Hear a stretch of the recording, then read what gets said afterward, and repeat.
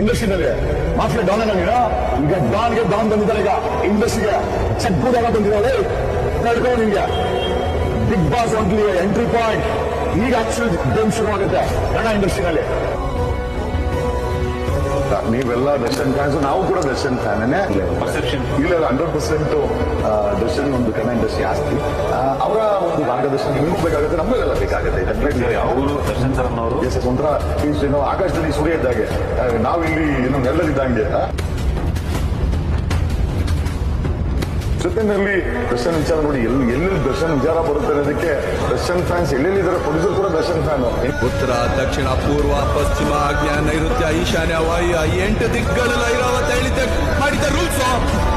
ಈ ಐರಾವತನ ದರ್ಬಾರು ಕರ್ನಾಟಕ ಗಲ್ಲು ನಡೆಯುತ್ತೆ. ನಾನು ಕೆರೆ ಹಾಕೋ ಗಂಡಸು ಇನ್ನು ಈ ಭೂಮಿ ಮೇಲೆ ಹುಟ್ಟಿಲ್ಲ ಅಂತದ್ರಲ್ಲಿ ನೀನ್ ಯಾವ ಜುಜ್ಬಿನ